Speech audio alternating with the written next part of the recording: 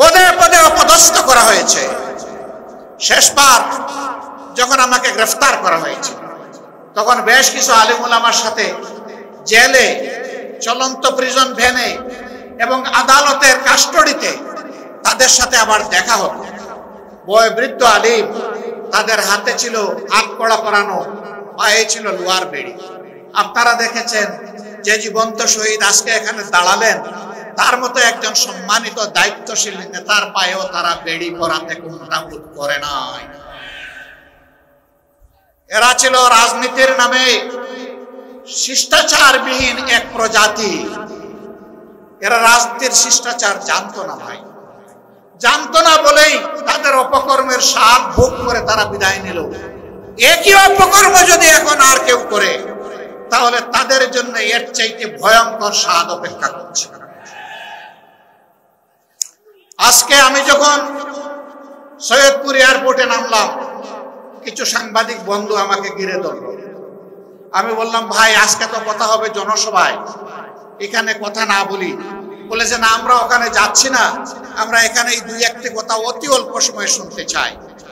এর মধ্যেই প্রথম প্রশ্ন, বর্তমান পরিবেশে আপনি কি মনে করেন সুষ্ঠু নির্বাচন সম্ভব? আমি বললাম, আমি কি বলবো, পাটগ্রাম তো আপনাদের একেবারে কাছে। পাটগ্রামে কি হচ্ছে কি হয়েছে আপনারা দেখতে পাচ্ছেন। আর শুধু পাটগ্রাম নয়, সারা বাংলাদেশকে এখন পাটগ্রাম বানিয়ে ফেলছে একদল লোক। এই অবস্থায় সুষ্ঠু নির্বাচনের কল্পনাও করা যায় না।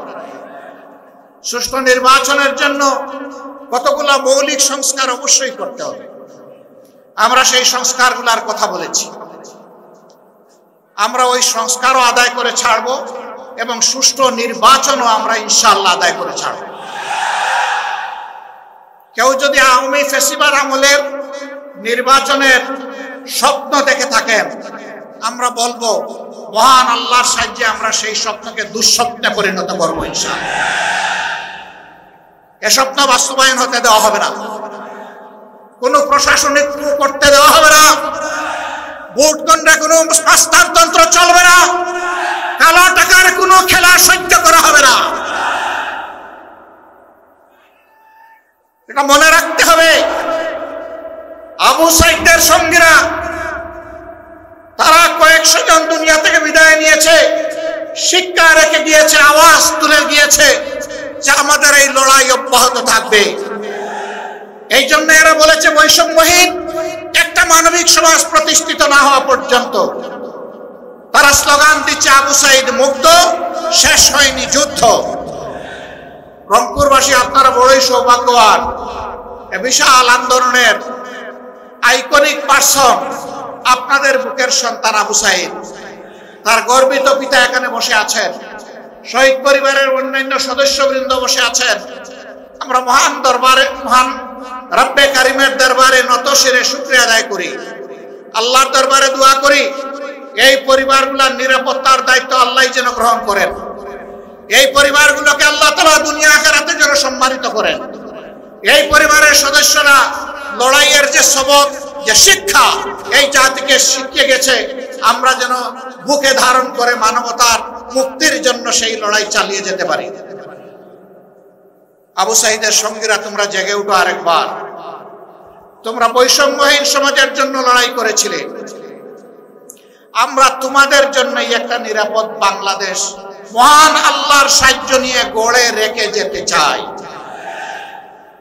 যুবকদের হাতগুলা সামনে যেন মজবুত থাকে,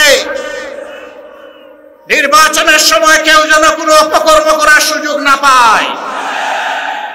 জনগণের ন্যায্য ভোটে যারাই নির্বাচিত হবে, বাংলাদেশ জামাতে ইসলামী তাদেরকে অভিনন্দন জানানোর জন্য এখন থেকে প্রস্তুত। আর আল্লাহ রাব্বুল আলামিন যদি এই জাতের খেদমতের জন্য আমাদেরকে কবুল করেন, তখন আমরা এই যুবকদেরকে বুকে ধারণ করে সামনে এগিয়ে যাব ইনশাআল্লাহ। সম্মানিত ভাইরা, আমরা এমন একটি সমাজের স্বপ্ন দেখি, যেই সমাজ আমাদের শহীদ সন্তানদের স্বপ্ন বাস্তবায়ন করবে, যেই সমাজে কোনো বৈষম্য থাকবে না, যেই সমাজে জাতে পাতে ধর্মে দলে কোনো বিভক্তি থাকবে না, যেই সমাজে দেশটাকে জাতিটাকে ভাগ করা হবে না, গোটা জাতিকে ঐক্যবদ্ধ করে দল মত জাতি ধর্ম নির্বিশেষে আমরা সামনের দিকে এগিয়ে যাব। 54 বছর যারা সংখ্যালঘু নির্যাতন বলে মায়া কান্না করেছিল, আমি মহান রবকে সাক্ষী রেখে বলছি, সংখ্যালঘুদের সম্পদ এরাই ডাকাতি করেছে। আমরা এদেশে সংখ্যাগুরু মানি না। এটা বলেই তাদের ক্ষতি 12টা বাজানো হয়েছে, ক্ষতি সাধন করা হয়েছে। এই দেশের মাটিতে যারাই জন্মগ্রহণ করবেন তারা সকলেই বাংলাদেশের সমমর্যাদার গর্বিত নাগরিক। আমাদের কনস্টিটিউশন, আমাদের সংবিধান সকলকে সেই অধিকার দিয়েছে। আমরা কথা দিচ্ছি, আমরা সংবিধান বাংলাদেশের জনগণকে যা দেবে তার আমরা পাহারাদার হব ইনশাআল্লাহ। ওরা মালিক হয়েছিল রাষ্ট্রের, আমরা সেবক হব জনগণের ইনশাআল্লাহ। আমরা মালিক হওয়ার স্বপ্ন দেখি না। আমরা নির্বাচনে কিছু বিষয় আপনাদের জাতির সামনে উপস্থাপন করব। সে বিষয়গুলো সব এখনই আমরা খুলাসা করতে যাচ্ছি না। আশা করি প্রিয় জাতি বুঝতে পারবে বাংলাদেশ জামাতে ইসলামী আগামীতে কি ধরনের সমাজ গড়তে চায়। আমরা শুধু এতটুকু বলতে পারি, রাসূল করিম সাল্লাল্লাহু আলাইহি সাল্লাম যেই সমাজটা করে দুনিয়া থেকে বিদায় নেওয়ার আগে বিশ্ববাসীর সামনে ঘোষণা দিয়েছিলেন, আজ বিশ্ব সম্প্রদায়ের কাছে এমন একটি সমাজ উপহার দিয়ে যাচ্ছে, যেই সমাজে ইয়েমেনের সানা থেকে মরক্কোর হাজারামাউত পর্যন্ত 3500 মাইলের রাস্তা একজন পূর্ণ বয়স্ক যুবতী তার সমস্ত সত্তা নিয়ে একা একা সফর করবে। কোন জালিমের চোখ তার দিকে তুলে তাকানোর সাহস করবে না। মহান রব ছাড়া কাউকে তার ভয় করার প্রয়োজন হবে না। সেই দেশ আজকে বিশ্ববাসীকে উপহার দিয়ে যাচ্ছে। আল্লাহর নবী মুহাম্মদুর রাসূলুল্লাহ সাল্লাল্লাহু আলাইহি ওয়াসাল্লাম তিনি আর ফিরে আসবেন না, কিন্তু তিনি তার অগণিত উম্মত দুনিয়ায় রেখে গিয়েছেন। আমরা সেই মদিনার ছায়ার আলোকেই খেলাফত আলা মিনহাজুন নবুওয়া এই বাংলাদেশে আমরা দেখতে চাই। খেলাফতের নাম শুনলে, শরিয়ার কথা শুনলে অনেকে গায়ের লোম খাড়া হয়ে যায়, কারণ তাদেরকে শোনানো হয় ঘর থেকে বের হইতে পারবা না, মন মতো পোশাক পরিচ্ছদ তোমরা পড়তে পারবা না, এবং তোমরা যা ইচ্ছা তাই বলতে পারবা না, করতে পারবা না। লোভের বশ।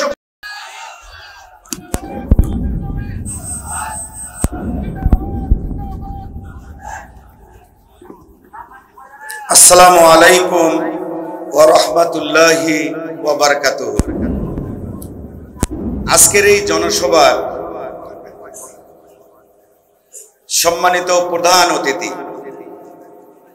মানবতার ফেরিওয়ালা, সম্মানিত আমিরে জামাত ডাক্তার শফিকুর রহমান, সম্মানিত কেন্দ্রীয় নেতৃবৃন্দ, স্থানীয় নেতৃবৃন্দ, সম্মানিত সাংবাদিক বন্ধুগণ, প্রশাসনের কাজে নিয়োজিত বিভিন্ন স্তরের ভাইরা এবং রংপুরের এই জনসভায় উপস্থিত সম্মানিত সংগ্রামী ভাই ও বন্ধুগণ, সর্বপ্রথম আল্লাহ তাআলার শুকরিয়া আদায় করছি যে আল্লাহ তাআলার অশেষ মেহেরবানিতে গতকাল রাতে আবহাওয়া অধিদপ্তরের রিপোর্ট 82% বৃষ্টি হওয়ার কথা। আল্লাহর অশেষ মেহেরবানিতে আজকে বৃষ্টি মুক্ত আষাঢ় মাস হলেও আল্লাহ তাআলা আমাদেরকে রহমতের চাদরে আচ্ছাদিত করে সুন্দর পরিবেশ করার তৌফিক দিলেন। সবাই নতজানু শিরে আল্লাহ শুকরিয়া আদায় করি, বলি আলহামদুলিল্লাহ। সংগ্রামী ভাই ও বন্ধুগণ, জনসভা বাস্তবায়নের জন্য সকলেই সহযোগিতা করেছেন, এজন্য আপনাদের প্রতি কৃতজ্ঞতা প্রকাশ করছি। সেই সাথে সাথে রংপুর নগরীর নগরবাসী সাময়িক কষ্ট পেয়েছেন, এই কষ্ট পাওয়ার জন্য আপনাদের কাছে ক্ষমা প্রার্থী। সেই সাথে সাথে উত্তরাঞ্চল, এই উত্তরাঞ্চলের দাবি এবং সারা বাংলাদেশের কারিগর প্রধান অতিথি ডাক্তার শফিকুর রহমান বক্তব্য রাখবেন। আপনারা যে যেখানে আছেন আপনারা বসে পড়ুন, বসে পড়ুন, বসে পড়ুন, বসুন। আমার সাথে কয়েকটি বিষয় আমি কথা বলতে চাই। বিশ্ববিদ্যালয়, ওই মেডিকেল বিশ্ববিদ্যালয় রংপুর মহানগরীতে চাই। কৃষি বিশ্ববিদ্যালয় রংপুর মহানগরীতে চাই। এয়ারপোর্ট বিমান ঘাঁটি রংপুর মহানগরীতে চাই। কৃষি প্রধান এলাকা হওয়ার কারণে আলু চাষিরা বর্তমান বৈষম্যের শিকার।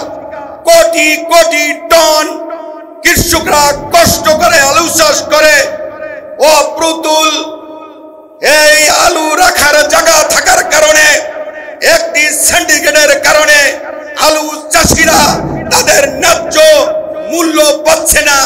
ব্যবসায়ীরা আজকে ধুকে ধুকে মরছে। আমি আমিরে জামাতের মাধ্যমে কেন্দ্রীয় সরকারকে অনুরোধ করতে চাই, আমার এলাকায় আলু চাষিদের ভাগ্য ফেরানোর জন্য আমাদেরকে দায়িত্ব নিতে হবে। এই কয়েকটি দায়িত্বের পাশাপাশি রংপুর মহানগরীতে একটি হলেও সরকারি মাদ্রাসা করতে হবে, করতে হবে, করতে হবে। কে কে রাজি আছেন হাত তুলে দেখান। আল্লাহ হাফেজ। আসসালামু আলাইকুম। বাংলাদেশ জিন্দাবাদ। বাংলাদেশ জামাত ইসলামী জিন্দাবাদ।